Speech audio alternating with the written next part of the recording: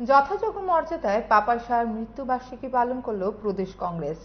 শুক্রবার আগরতলা কংগ্রেস ভবনে কর্মসূচিতে উপস্থিত ছিলেন পিসিসি সভাপতি আশিস কুমার সাহা, সঙ্গে ছিলেন যুব কংগ্রেস সভাপতি নীলকমল সাহা সহ অন্যান্য শাখা সংগঠনের নেতৃত্ব।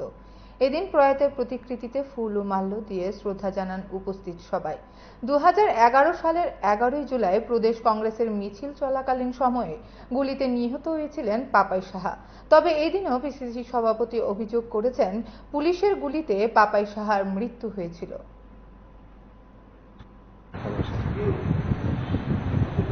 অতীব দুঃখ, বেদনা এবং মর্মাহত হওয়ার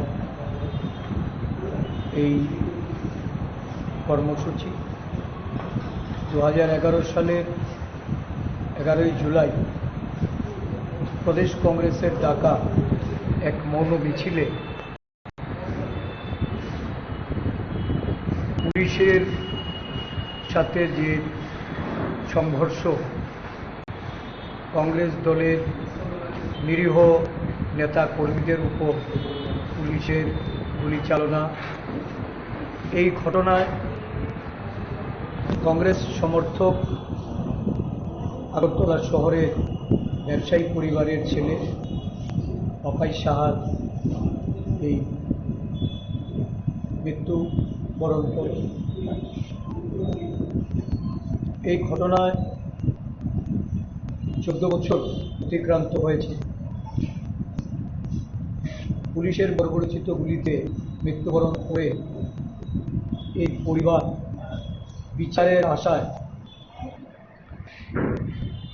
পাপাই সাহার মৃত্যুর জন্য যারা দায়ী তাদের শাস্তির দিকে চেয়ে দীর্ঘ সময় অতিবাহিত করার পর ক্ষোভের সঙ্গে আমরা তাদের পরিবারের যে প্রত্যাশা, এই প্রত্যাশা পূরণে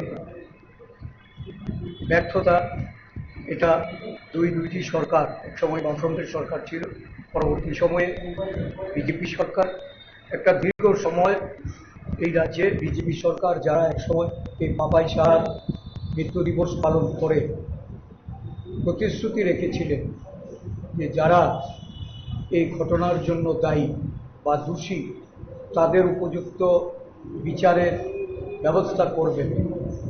এই পরিবারকে তাদের সন্তানহারা মা ভাইদের তাদের এই দোষী ব্যক্তির শাস্তির মাধ্যমে বিচার ব্যবস্থা এটাকে সুষ্ঠুভাবে যারা সম্পন্ন করার জন্য বলেছিলেন, আজকে দেখা গেল দীর্ঘ সময় পেরিয়েও এই বিচার এটা তারা পায়নি।